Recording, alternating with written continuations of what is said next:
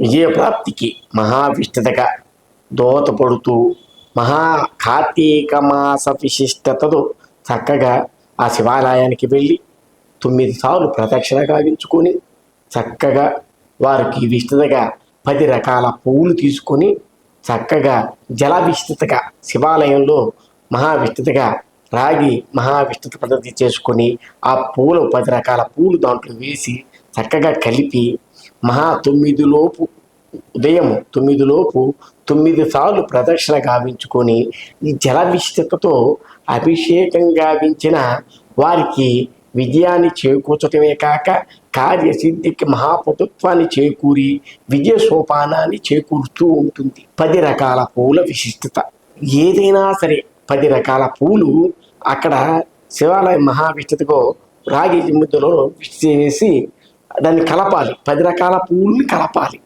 అంటే దీంట్లో దాని సారాన్ని గ్రహించగలగాలి. అప్పుడు దాన్ని ఆ సారాభరిష్టంగా జల విశిష్టతో అభిషేకం గావించిన వారికి విజయ కార్యసిద్ధి జయిస్తూ ఉంటుంది. అటువంటి విశిష్టత ఈ కార్తీక మాస పర్వదిన విశిష్టత.